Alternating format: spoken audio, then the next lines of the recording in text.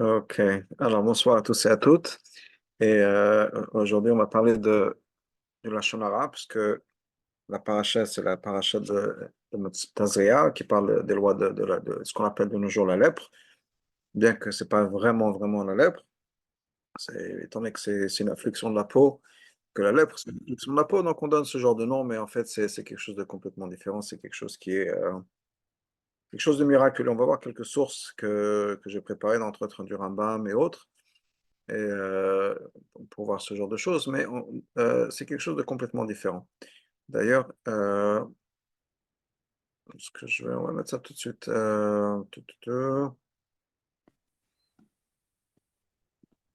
Ouais, en tout cas, bon, là, je n'ai pas la source prête tout de suite, mais le Rambam nous dit que c'est quelque chose, c'est un miracle, c'est quelque chose de complètement différent, c'est pas quelque chose de naturel, la lèpre dont on parle. Et c'est la paracha de cette semaine qui va nous parler donc de la Tzarat. La semaine prochaine, de Metzora, on va aussi parler de ça, du processus de purification, etc. Mais une chose que Chazal nous disent, et qui est assez connue, et c'est que la lèpre vient, la tsarat, donc on va parler de tsarat, au lieu de se servir du mot de lèpre, la tsarat vient en tant que résultat du lashon hara. On parle du lashon hara, il y a plusieurs fautes qui sont responsables de ça, mais entre autres le lashon hara. Et le lashon hara, c'est donc la médisance, c'est dire du mal de quelqu'un d'autre. Pas nécessairement quelque chose qui n'est pas vrai. Quand on dit quelque chose qui n'est pas vrai, on appelle ça moti shemra, créer quelque chose, inventer quelque chose ou inventer une mauvaise réputation à quelqu'un, shemra, et motzi, c'est faire sortir, c'est créer quelque chose, c'est inventer quelque chose. Là, on parle de la shonara, c'est dire des faits, mais des faits qui ne vont pas aider la personne. Et c'est plus difficile et c'est plus complexe que du moitié chez moi. Moitié chez moi, c'est un mensonge, donc la personne peut le dénier et c'est tout en disant c'est pas vrai, n'importe quoi, amener des preuves ou pas. Alors que la shonara, c'est plus compliqué, c'est plus délicat parce que c'est vrai.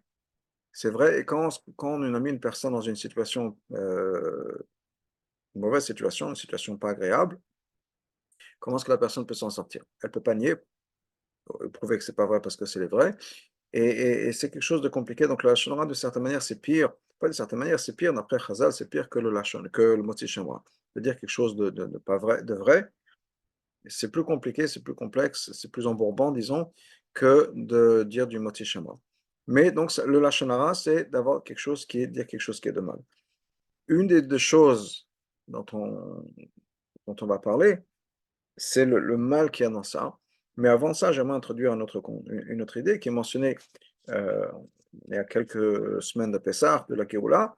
Et mon cher Rabbeinu a dit que le Lashon Hara, c'est la raison pour laquelle le peuple juif a mérité la Galut Mitzrayim, l'exil d'Égypte.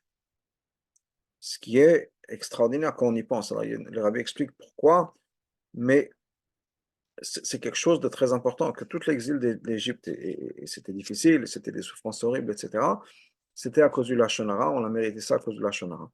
Dans le contexte de l'histoire, ce que Moshe Rabbeinu dit, c'est l'histoire, c'est que Moshe Rabbeinu avait tué donc cet Égyptien.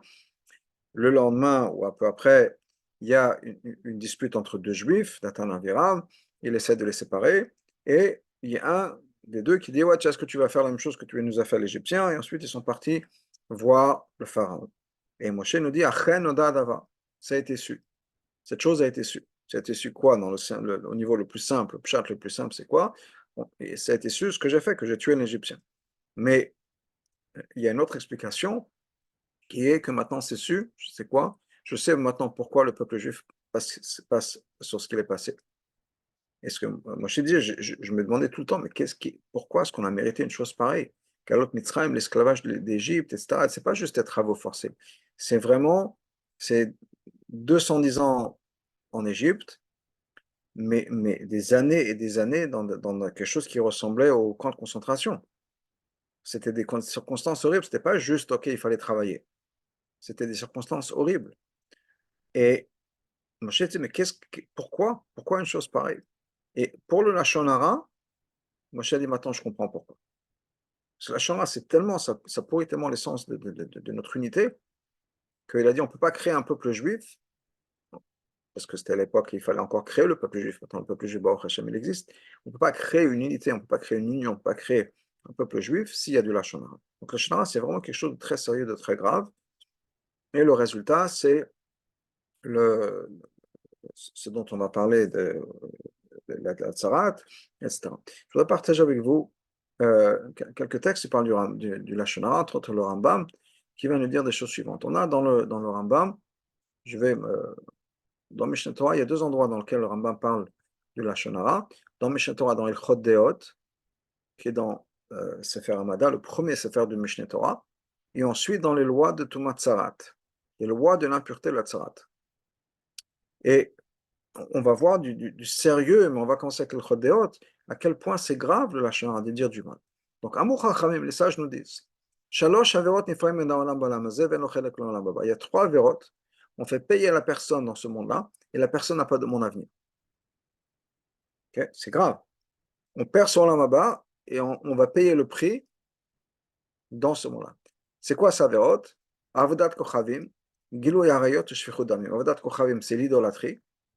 Gilui Arayot, c'est des relations intimes, des relations sexuelles inappropriées. Et Shfichut Damim, c'est le meurtre. Les trois avérotes les plus graves qui puissent exister. La Lashon Hara Keneged Kulam, la Lashon Hara, ça correspond aux trois à la fois. Donc la sévérité du Lashon Hara. Od Amur Chachamim, une autre chose que les sages nous disent. Kol HaMesaper b'Lashon Hara Kilo Kofer Bekar, toute personne qui raconte du Lashon Hara, c'est comme s'il avait rejeté l'essentiel, rejeté Hachem. Ve'od Amur Chachamim, une autre chose que les Chachamim nous ont dit. Shlosha Lashon Hara Oreget, le Lashon Hara, ça tue trois personnes. Donc, ce n'est pas juste le meurtre qui va impliquer une personne. C'est trois personnes qui vont être impliquées. Tuer, dans le mot Chazal, c'est tuer. Ha'omro, la personne qui raconte du Lashon Hara. Ha'mekablo, la personne qui écoute le Lashon Hara. Vezeh shomer lav, la personne de qui on parle. Ha'mekabel etermilam, la personne qui est prête à écouter, c'est encore pire que la personne qui dit le Lashon Hara. Donc, on voit à quel point c'est sérieux le Lashon Hara, c'est quelque chose de très, très, très, très grave, le Lashon Hara. Il y a trois vérotes qui sont les vérotes les plus essentielles, les plus cardinales de la Torah. Avodat Kochavim, Gilo Yaruv et Shifrot Damim, l'idolâtrie, les relations immorales et le meurtre. Au point où on est censé perdre sa vie, on est censé se faire tuer pour ne pas transgresser ces trois vérotes-là. Et le Rambam nous dit, bien sûr c'est de Chazal, la Shonara, ça correspond aux trois à la fois. Pas un des trois, Keneged Kulam, tous. Et on arrive à rejeter Hachem, etc. Donc c'est vraiment des choses qui sont très très graves. Et la question que beaucoup de Mefarshim posent est sur les mots de la Torah. Quand on a introduit le concept de la Shonara, on va passer au Chumash. Le Chumash dit la chose suivante, début de la paracha, Adam qui yeh bor besaro, une personne qui ira dans la peau de sa chair, c'est quelque chose qui va gonfler, ou sa pachat oberet, une tache blanche, etc. Va ya beor besaro, le negatzarat, et ce sera dans la peau de sa chair, une affliction de tzarat, vous voyez l'Aaron HaKohen, on va l'amener chez l'Aaron HaKohen, ou el-Chavim banav HaKohanim, ou bien un de ses enfants qui sont la Kohanim, soit Aaron, soit des enfants, on va aller sur un Kohen. La question est la chose suivante. Adam qui est beor besaro, un Adam, un être humain. Mais le mot de Adam, c'est pas juste un être humain. C'est le qualificatif le plus élevé, le plus grand qui puisse exister pour un être humain. Il y a un Zohar, dans la paracha de Tazria, qui parle de ça. On a le Zohar, on va parler de trois sources. Entre autres, le Zohar, l'écoute Torah l'amour Zaken et le Al-Shir. Mais les trois parlent de la même chose. Mais ça vient donc du Zohar, mais il y a d'autres commentaires qui posent la question. Et le Zohar nous dit la chose suivante. Tana Bekama Dargin Karebanash. Avec combien de niveaux de madrigot, Dargin, c'est de madriga, on parle d'un être humain. Gever, Enosh, Ish, Gadol Shebekulam Adam. On a Gever, Enosh, Ish, Gadol Shebekulam, le niveau le plus élevé, Adam. C'est Adam. Tirtiv, comme c'est marqué dans le passage dans Bereshit, Vaïva Elokim et Adam Betzalmo. Hachem a créé Adam à son image. Et on continue, Ki Betzalem Elokim asa et Adam. Hachem a créé Adam à son image. Et quand on arrive à la tzarad, qu'est-ce qui est marqué dans le passage? Gloktiv Gever Enosh Ish. Ce n'est pas marqué Gever Enosh Ish des autres mots. On parle de Adam. Comment c'est possible que c'est Adam, le niveau le plus élevé, qui qui est du Lashon Hara. Okay? Et non seulement ça, mais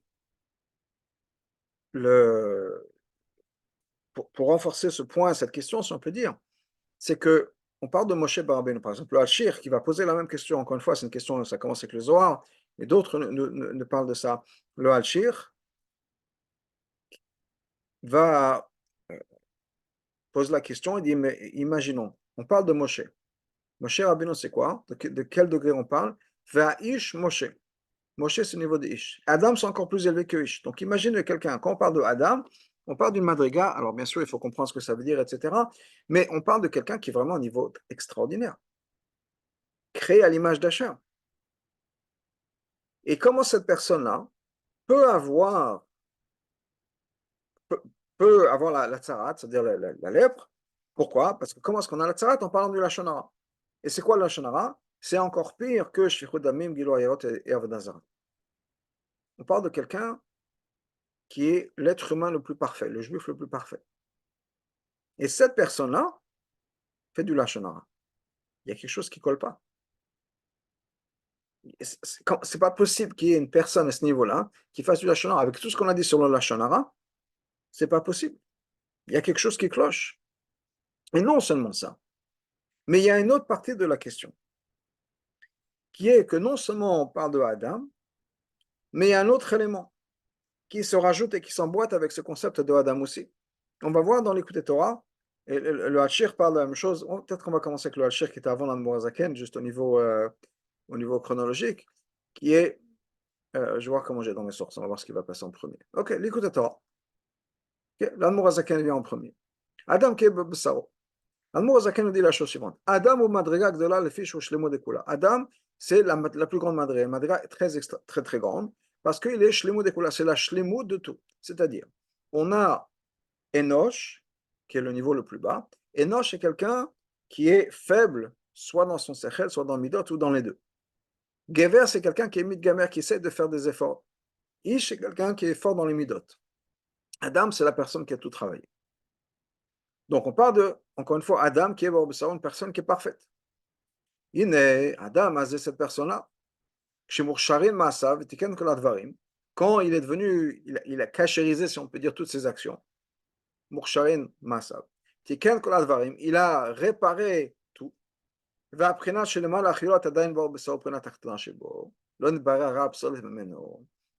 il reste encore quelque chose. C'est quoi? Le niveau le plus bas, dans la chair, dans la peau. C'est quoi la peau? C'est le niveau le plus bas d'une personne. Et il y a encore quelque chose qui n'a pas encore été raffiné. Et il va y avoir des signes qui vont naître, qui vont apparaître dans la chair, dans sa chair, chez l'eau qui ne sont pas de manière naturelle. Ça, c'est la plaie.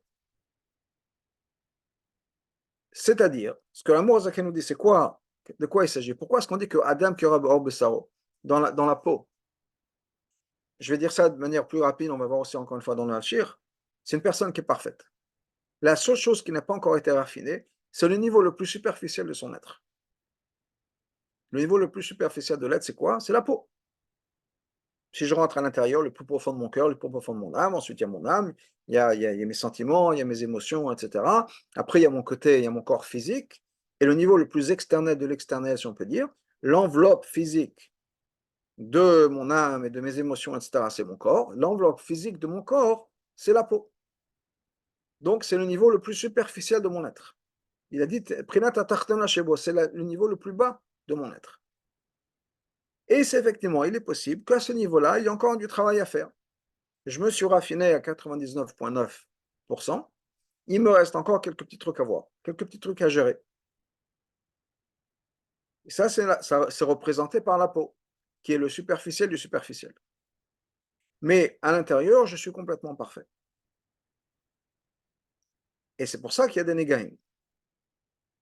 C'est pour ça qu'une personne peut avoir la tsarat. Ça ne touche que le plus superficiel de la personne. C'est pour ça que dit où est-ce que c'est le négat tsarat? Dans la peau.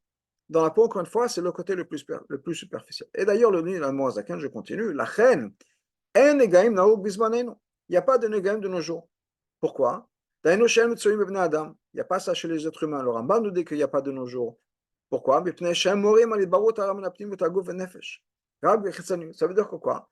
Parce que les négaïm, ça montre quoi? Qu'encore une fois, qu'une personne est complètement raffinée à l'intérieur, 99,9, il reste juste l'enveloppe, si on peut dire, la plus superficielle de son être, qui n'a pas encore été raffinée. Uniquement au niveau superficiel, à l'intérieur, il est complètement parfait. Mais ça, on n'a pas de nos jours. Quelqu'un qui est raffiné à ce point-là n'existe pas de nos jours. Parce que même un tzaddik, même quelqu'un qui est parfait, il y a quand même quelque chose de mal à l'intérieur. Ce que ça veut dire, je ne sais pas exactement dans le sens que je peux imaginer, mais je veux dire dans le sens où il y a des choses qui sont peut-être pas encore à 100%. Je ne sais pas encore une fois ce que ça représente chez un tzaddik, mais on peut imaginer, je ne sais pas, des certaines choses, aucune idée, je ne sais pas. Pour moi, mon exemple du Yetzara d'un tzaddik, c'est l'histoire avec Nachum Tchernobyl qui avait sa question sur la tzedaka. C'est-à-dire qu'il n'est pas. C'est plus une question qu'un Yetzara. Ça veut dire quoi une question? L'histoire à laquelle je pense, c'est qu'il y a quelqu'un, une fois, il a reçu. Nachum de Tchernobyl, c'est quelqu'un qui était toujours extrêmement pauvre. Une fois, il a reçu une grosse somme d'argent.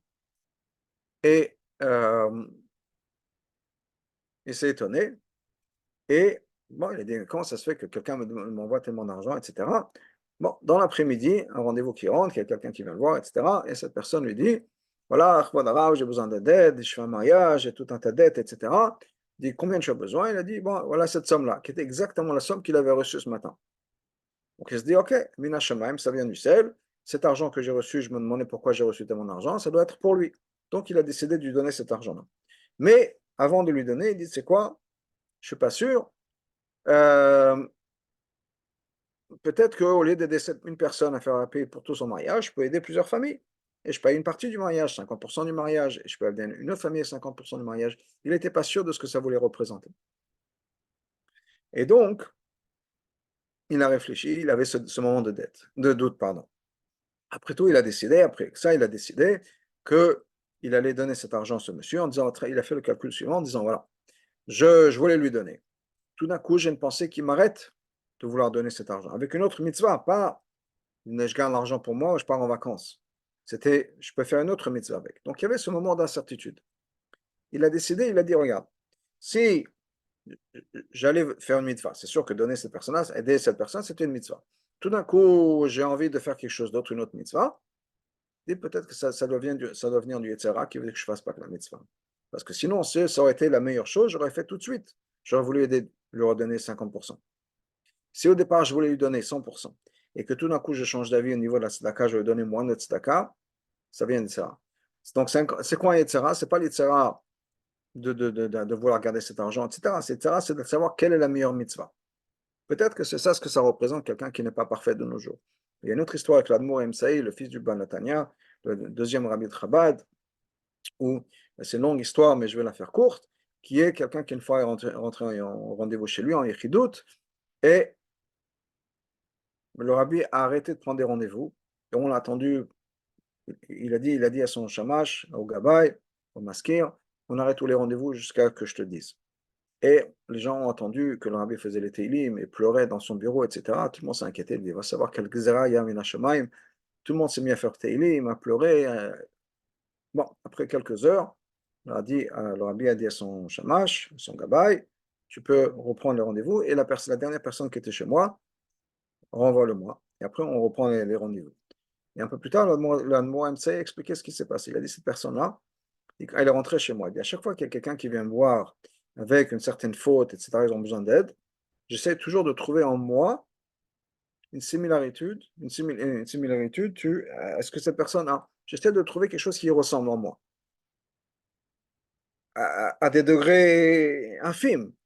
Mais j'essaie de pouvoir me connecter avec cette personne. Donc j'essaie de trouver en moi, si Hachem l'a envoyé, etc., j'essaie de trouver en moi la même chose. Il y a une personne qui est venue me voir, il a fait une avéra tellement basse, tellement horrible, j'arrivais pas à trouver en moi quelque chose qui ressemblait. Et donc j'ai arrêté tout ça. J'ai arrêté le rendez-vous. Et je me suis mis à faire Teilim, et à faire Tchouva, et à faire vraiment une introspection profonde pour trouver en moi quelque chose qui ressemblait à ce que cette personne a fait. Et je l'ai trouvé. C'était quoi la chose? c'était, comment dire, je ne vais pas entrer dans les détails, mais c'était que des fois, l'Admour, ça y est, parlait à une audience, et des fois, il y avait des gens qui n'écoutaient pas, mais ils continuaient à parler de toute façon. Et c'était ça son problème, si on peut dire, qui ressemblait à la vera la plus basse que cette personne a fait, au point où l'Admour, ça y est, il dit, je peux pas comprendre une chose pareille. Donc, c'est à ce niveau-là, c'est un Yitzhara à ce niveau-là, si on peut dire. Encore une fois, je parle d'Yitzhara d'un tzaddik et je ne peux pas parler en connaissance de cause, mais basé sur l'histoire, etc., on peut essayer d'imaginer à quoi ça représente. Qu'est-ce que ça pourrait être. Mais, en tout cas, peut-être qu'à l'époque du Beth Amikdash, c'était différent. Tout ça pour dire que quoi? Que ce qui est marqué dans les Sfarim, c'est que de nos jours, on n'a pas de personnes qui sont parfaites à 100%. Il y a quelque chose, il y a encore certaines traces de pollution, si on peut dire, de Yetzirah, et donc on n'a plus de Negaim. Tout ça, encore une fois, pour revenir à l'idée, que Adam qui est Bor Bessaro, c'est la même idée. C'est qu'on parle de quelqu'un qui a dans le côté le plus superficiel de son être, quelque chose qui n'est pas encore parfait, qui n'a pas encore été raffiné. Et c'est pour ça qu'on parle de Adam, quelqu'un qui est quasiment parfait. Donc les deux vont ensemble. Mais la question revient, comment est-ce qu'on peut parler de quelqu'un comme ça, de dire que quelqu'un comme ça fait du Lachon Hara, alors que le Lachon Hara, c'est la pure des Avérotes. Il y a quelque chose qui cloche, on peut pas, même si d'un côté c'est consistant dans le sens où on se dit que effectivement, il y a cette idée de, comment dire, de quelqu'un qui est un tzaddik et la faute uniquement dans son côté superficiel. Très bien, Adam, Bor, Bessaro, tout ça, ça marche. Mais le côté Lachonara, qui est la faute la plus grave, c'est pire que les trois avérotes qu'on a dans la Torah. Ça, les deux ne marchent pas ensemble. Les deux concepts ne marchent pas ensemble. Je vais juste revenir au Al-Shir, parce que le Al-Shir était assez intéressant. Je partage l'écran, on va lire le Al-Shir ensemble assez rapidement pour passer. Donc, ça, c'est du Al-Shir. Il nous dit la chose suivante. Pour ça, on va pouvoir expliquer pourquoi est-ce qu'on parle du mot de Adam, qui est encore une fois la même question. Adam, c'est quelque chose de très élevé. Adam qui est Bor Bessaro. Adam. Hachem nous dit, le Chazal nous dit que Hachem nous dit, c'est vous qui êtes appelés Adam, les tzadikim. Ceux qui rejettent Hachem ne sont pas appelés Adam. Ceux qui ont l'Aïmouna, etc. Ou le Malam et Enosh Gever Ish, c'est quelque chose qui est encore plus élevé que Enosh, Gever Ish. Adam, c'est le top. Comment est-ce qu'on peut appliquer ce terme de Adam sur quelqu'un qui est Tsaroua, qui a la Tsarat, qui est Tamé et qui est dégoûtant Hachem? C'est la Touma, une des Toumas les plus graves qui puisse avoir la Touma de Tsarat.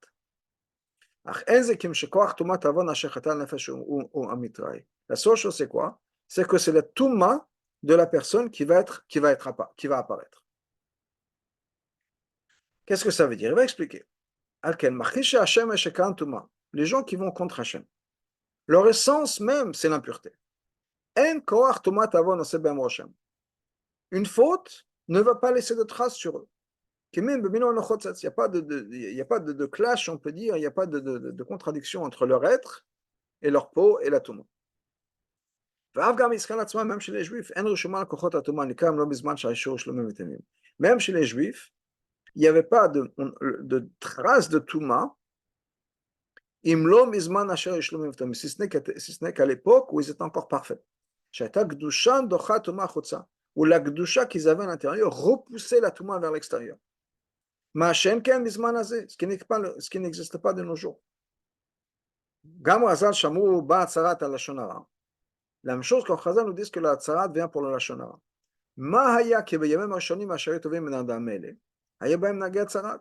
Et à l'époque où il y avait des gens qui étaient bien, parfaits, ils avaient la Tzarat.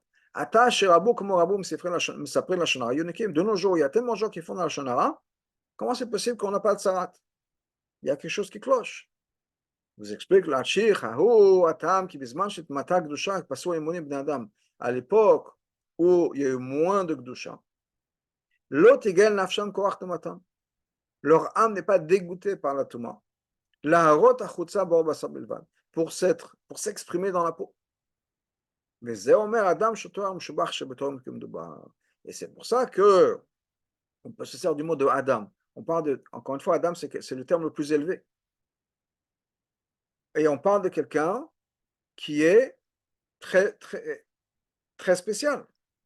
Et ce que la chair va continuer à dire, on va s'arrêter là, c'est que, en fait, c'est quoi? C'est que pour avoir une réaction cutanée du Lashon Hara, il faut être un tzaddik.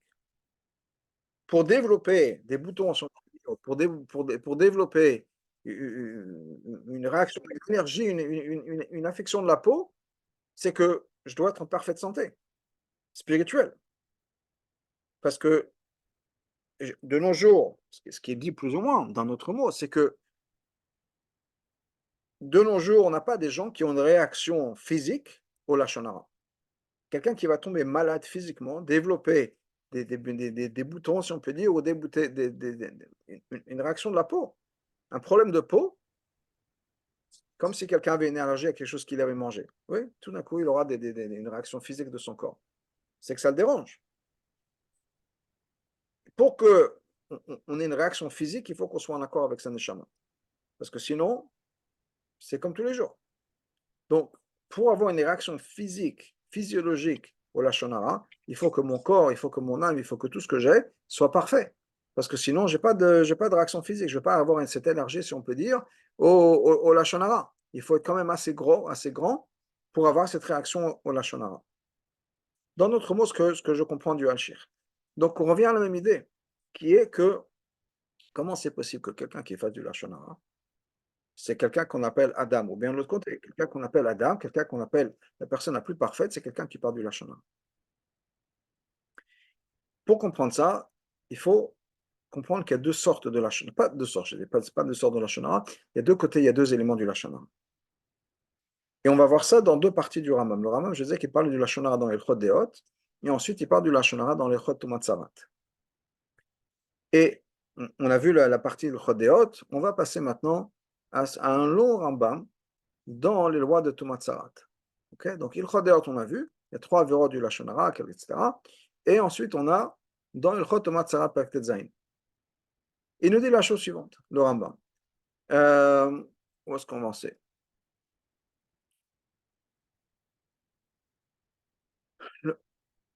Donc, ce qui se passe là, c'est ce changement de peau, et c'est pas juste la peau, parce que la tzarat, ça commençait d'abord avec les maisons. Il y avait des taches sur les maisons, ensuite les vêtements en cuir, ensuite les vêtements, et ensuite la personne même. Et tout ça, c'était quelque chose qui était enominago shel c'est pas quelque chose de naturel. C'était quelque chose d'extraordinaire qui était un signe pour les Juifs, qui était la zera pour faire attention du lachon hara. Quelqu'un qui raconte du Lashon Hara, les murs de sa maison vont changer. S'il arrête, la maison est purifiée. Il continue. Il continue. Les ustensiles en cuir qu'il a vont changer. Et lui, il va être assis dessus. Si il fait tchouva, ça devient pur. S'il continue à être un rachat, au point où il faudra qu'on brûle ces vêtements, ces choses en cuir, on parle des vêtements qui vont changer. S'il a continué, si pardon, il fait tchouva, c'est purifié.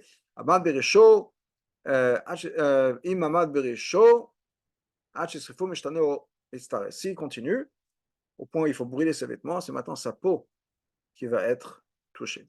Il va être, tout le monde va savoir que qu'il est qui raconte du Lashon Hara, il va être seul, au point où il arrête de s'impliquer dans la conversation des Rechaim, qui est le Tzanut et Lashon Hara. Ça, sur la Torah nous dit, Hishamer benegat tzarat, fais attention à la tzarat, Zachor et Asher asa Elohim le Miriam Ader. Rappelle-toi ce que Hachem a fait pour Myriam. Maintenant, qu'est-ce qu'Hachem a fait pour Myriam? Le Rambam nous dit, réfléchissons. C'est quoi l'histoire? L'histoire de Myriam Anevia. Chez Debra Biachia, elle a parlé de son frère. Shaita Gdola Memenu, c'était sa grande sœur. Elle était plus grande que lui, Meshanim, de plusieurs années. Vigidalto al-Bakeh, c'est elle qui a élevé Moshe. C'est Kna Batzma la Tzilumenayam, elle a mis sa vie en danger pour sauver la vie de Moshe. Quand il fallut mettre le Moshe dans le Nil, Myriam est restée à côté pour voir ce qui se passe, etc. L'Odibwa Bignoto. Et Myriam, quand elle a parlé du Lashon Hara de Moshe, je vais dire ce qui s'est passé, elle n'a pas dit du mal de Moshe. La Tata, elle a fait une erreur. Elle a comparé Moshe aux autres prophètes. Et Moshe n'a pas été makpi, n'a pas fait attention, ça n'a pas dérangé ce que Myriam a dit. Moshe était très humble. Malgré tout, Myriam a tout de suite été punie par la tzarat. À plus forte raison, les gens, les idiots, si on peut dire, les Réchaïm, qui commencent à parler, etc.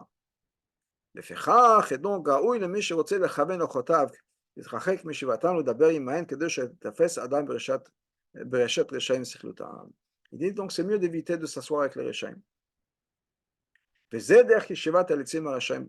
Et ça, c'est le chemin des Réchaïm. Quand les Réchaïm s'assoient ensemble, puis תחילה מרבים בדברי הבא. Au début, on parle de n'importe quoi. כעניין שנאמר וכל כסיל מורב דברים. מתוך כך, ensuite, au début, on parle de n'importe tout et n'importe quoi. Après, on va parler du mal des tzadikim. Notre pasuk, etc. Ensuite, je continue. On va parler contre les Nevim. La tête d'Ophib on va dire, ouais, peut-être que le prophète, il n'est pas 100% terrain. Je saute le pasuk. Ensuite, on va parler contre Hachem. On rejette l'essentiel. שנאמר, ויכפו בני ישראל דברים אשר לא כן השם אלוקיהם, אומר, נות פסוק, מי גרם להם להציב בשמיים פיהם, לשונם שלחה תחילה בארץ, qui les aura fait causer de dire du mal d'Hachem, ce qu'ils ont dit sur la terre.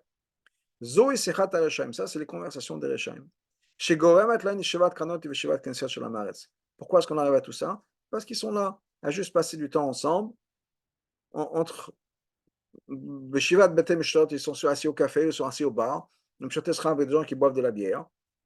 Rien, on perd son temps, on a des conversations qui racontent tout n'importe quoi. On perd son temps. Les conversations des gens qui sont cachés, c'est uniquement dans les choses de Torah et les choses de sagesse. Et donc, Hachem leur donne le mérite. Etc. Qu'est-ce que ça veut dire tout ça? Encore une fois, on ne parle pas de loi du Lashon Hara, si on peut dire. On parle de loi de la Tumat Sarat. Le Rambam, c'est un livre de Halacha. Il nous a donné tout un paragraphe sur quoi? Sur les discussions des Rechaim, sans mentionner le Lashon Hara. Il dit ils sont juste assis au bar, au café, à boire une bière, à parler de n'importe quoi, je ne sais pas, du sport ou autre chose. Il n'a pas parlé du Lashon Hara. On est dans les lois du Lashon Hara, dans les lois de Tzarat. Il nous raconte tout un paragraphe sur quoi? Sur les conversations des Rechaim. Pas nécessairement le Lashon Hara. Qu'est-ce que le Rambam essaie d'exprimer ici? Et ce que le Rambam nous dit, c'est la chose suivante. Dans le Lashon Hara, il y a deux points. Il y a le mal que je veux dire de quelqu'un d'autre. Je veux dire quelque chose de mal. Il y a quelqu'un dont je suis jaloux. Il y a quelqu'un qui m'a fait du mal à qui moi je veux rendre l'appareil.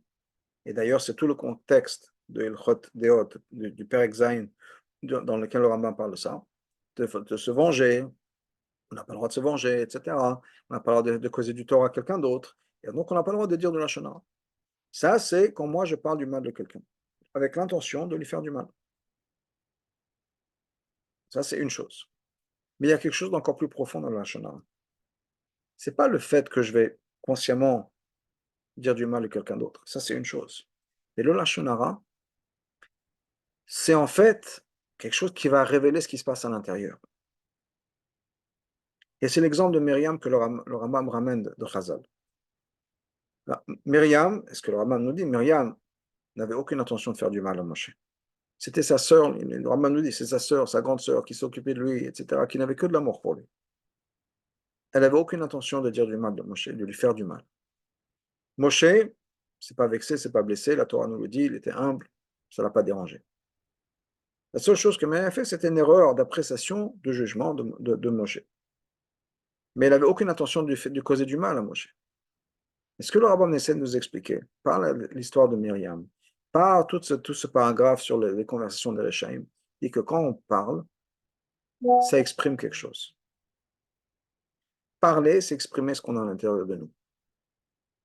On dit dans l'Agada, le rabbi précédent disait sur l'Agada, sur les 4 enfants, Chacham Aou Omer. Littéralement, ça veut dire quoi? Le Chacham, qu'est-ce qu'il dit? Sur les 4 enfants, il y a le Chacham, le Racha, le Tam, Eno et Dalisha, celui qui ne s'est pas posé de questions. Il dit Chacham Aou Omer. Le Chacham, qu'est-ce qu'il dit? Mais Racha Aou Omer. Le rabbi précédent nous explique, ça veut dire quoi? Chacham, Mahu, Omer. Le Chacham, ce qu'il est, il dit. C'est-à-dire que par la parole, on exprime ce qu'on a à l'intérieur de nous. Le choix des mots, le choix des images, tout ça, ça a du sens. C'est un peu c'est un peu l'idée de la thérapie. On va voir chez quelqu'un, il nous écoute, on parle, on s'exprime, et quelqu'un qui sait bien écouter peut, en entendant ce que la personne dit, comprendre ce qui se passe dans le monde intérieur de la personne. Parce que parler, c'est exprimer, c'est révéler son monde interne. Et ça, c'est quelque chose qui est très important. Et ça, c'est quelque chose auquel on a besoin de faire attention.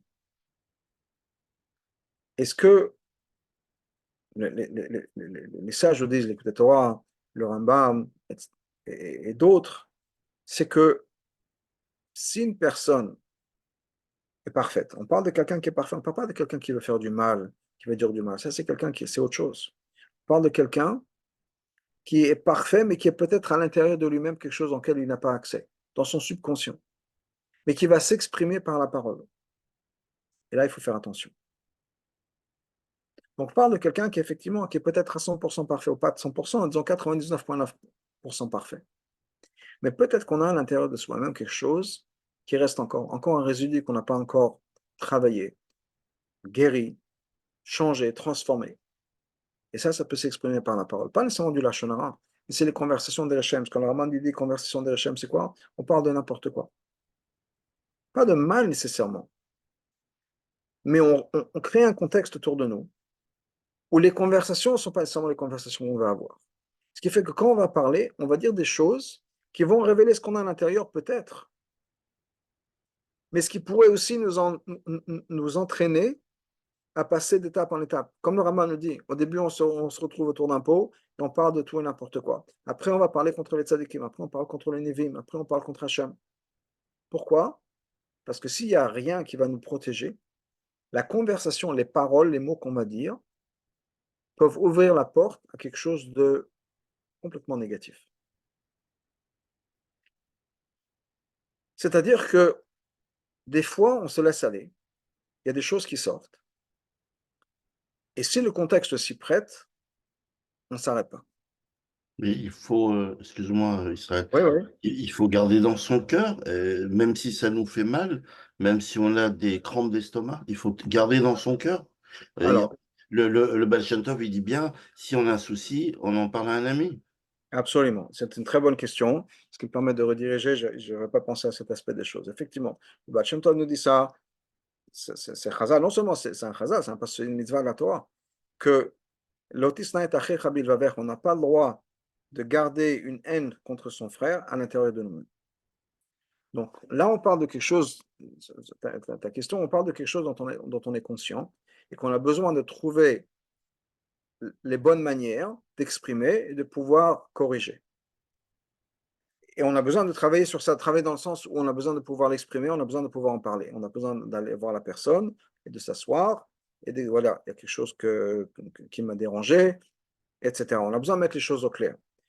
Ce que je comprends et ce que j'essaie d'exprimer dans ça, c'est pas nécessairement quelque chose qui est lié par rapport à quelqu'un d'autre. C'est quelque chose qui est lié à moi-même. C'est-à-dire, et c'est pour ça que le Rambam ne parle pas directement du Lashon Hara, ne parle pas directement de quelque chose qui est lié avec quelqu'un d'autre. Quand c'est lié avec quelqu'un d'autre, on a besoin de gérer. On est obligé de gérer. On n'a pas le droit de garder ça dans son cœur. Maintenant, il y a des choses, effectivement, où il y a des halachot, comment gérer, quoi faire. Tout ça, c'est aussi lié au Lashon Hara. On a besoin de savoir comment parler. Mais de manière générale, et ça, c'est un principe qui n'est pas directement lié au sujet de maintenant, mais de manière générale, il y a la meilleure manière de résoudre un problème, c'est soit directement avec la personne qui nous a fait tort, soit indirectement, mais à la personne qui nous a fait tort. C'est-à-dire, des fois, le rabbi disait, allez voir un ami, allez voir quelqu'un d'autre pour que cette personne, pour créer un lien avec cette personne-là. Ou bien comme Aaron à Cohen faisait, il allait voir monsieur Untel en disant, voilà, ton ami voudrait bien se réconcilier, il allait voir l'autre personne en disant, ton ami voudrait se réconcilier, et créer un lien entre les deux. Donc, soit directement, on s'appelle, on se parle, soit on demande à l'intermédiaire de faire le lien ou de faire passer les messages. Mais on a ça, c'est une obligation de gérer. Des fois c'est gérable, des fois c'est pas gérable, et des fois il faut dire dans le Ribono Shel Olam qu'on dit avant Kretschma, Areni Mochel, je pardonne, et nous on a besoin d'avancer. C'est l'histoire de Yosef et de ses frères, qui Yosef a expliqué à ses frères, voilà, moi je vous ai pardonné, ça a toujours été dans les mains d'Hachem. Donc ça, c'est une chose qu'on est obligé de gérer.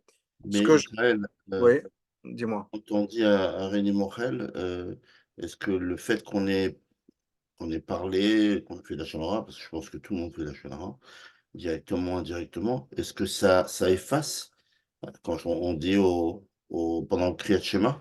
Non, je parlais pas du lachon hara. Je parlais quand il y a quelque chose qui nous dérange. Je répondais peut-être au premier point que tu disais, c'est que quand il y a quelque chose qui me dérange chez quelqu'un, quelqu'un qui m'a fait du mal, où j'ai été blessé par quelqu'un, d'essayer de mettre les choses en place, et si on n'y arrive pas, de faire un travail sur soi qui dit je lui pardonne. Pas, je ne parle pas du lachon hara. Lachon hara, c'est beaucoup plus compliqué à réparer.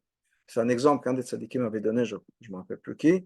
Il avait dit, c'est comme quelqu'un qui avait du lachon hara, dit je voudrais savoir comment réparer. Il a dit ben, très simple, prends un oreiller, déchire l'oreiller, éparpille les plumes et reviens voir.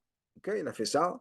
Il est revenu après, il a dit au Rav, alors maintenant, qu'est-ce que je fais? Il va dire, partie numéro 2 pour le tikkun du Lashon Hara, va ramasser toutes les plumes. Il dit, mais c'est impossible. Il dit, exactement. C'est une fois qu'on a dit le Lashon Hara, c'est parti.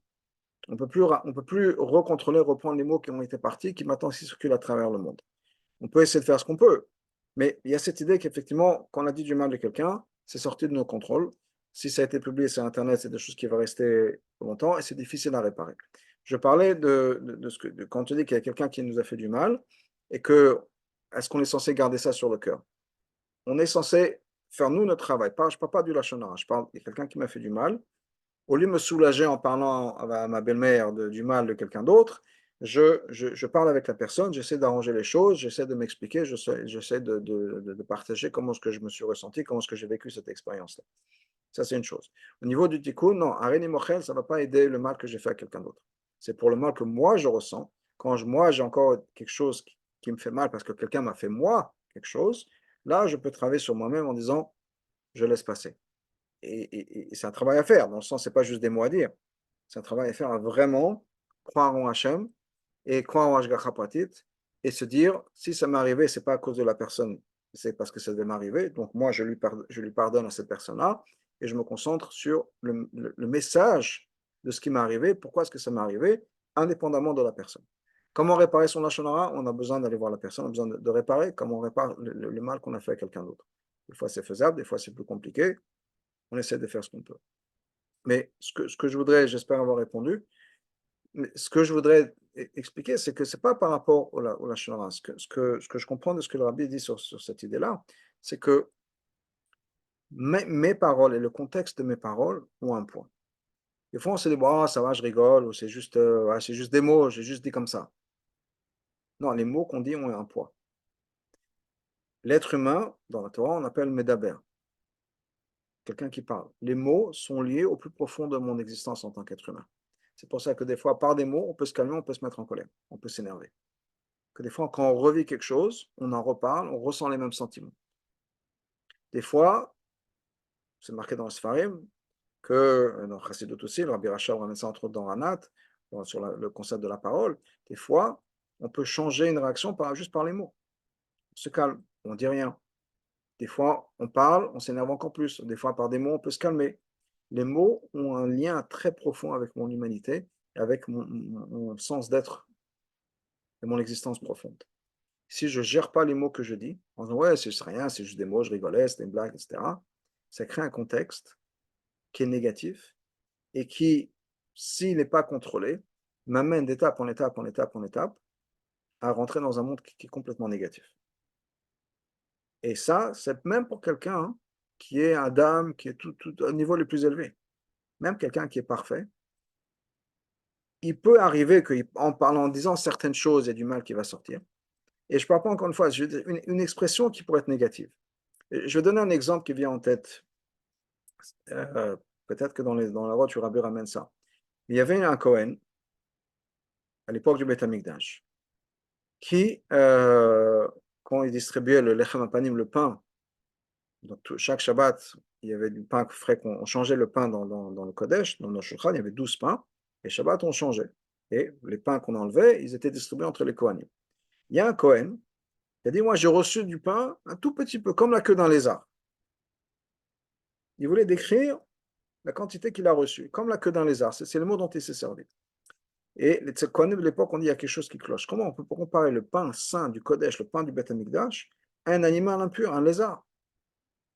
Il y a quelque chose qui cloche chez ce Kohen-là. Et ils ont découvert qu'effectivement, c'est un Kohen qui n'était pas saoul. Pas parce qu'il a dit quelque chose de conscient, pas parce qu'il a dit qu'il voulait du mal, il voulait rien. Sa tournure de phrase a montré qu'il y avait quelque chose en lui qui n'était pas comme il faut. C'était complètement du subjectif, de l'inconscient qui s'est exprimé. Un choix de mots.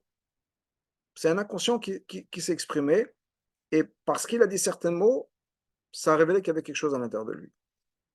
Et c'est, encore une fois, c'est ce que je comprends de ce que le rabbi explique dans cette sikha, c'est que on peut être parfait, c'est un Kohen qui était dans Beth Amikdash et tout, etc., si on peut dire. Mais des fois, si on laisse ça sans contrôle, on crée un environnement où les choses peuvent déraper complètement. De rien, d'une tournure de phrase. Et la tournure de phrase, si on l'attrape comme il faut, on se dit, oula, attention, pourquoi est-ce que j'ai dit ces mots-là? Pourquoi est-ce que j'ai réagi comme ça? C'est quelque chose qui nous permet de prendre un regard vers l'intérieur et de travailler sur la fraction de pourcent qui reste encore. Donc, ça va au-delà du lashon hara. C'est le concept de la parole. Et le concept de la parole, c'est un peu comme la peau, dans le sens où quoi? C'est pas moi. On peut dire des choses, je peux vous dire aujourd'hui, on est mercredi, alors que je sais pertinemment qu'aujourd'hui on n'est pas mercredi. Je peux dire aujourd'hui, on est mercredi le 13 octobre.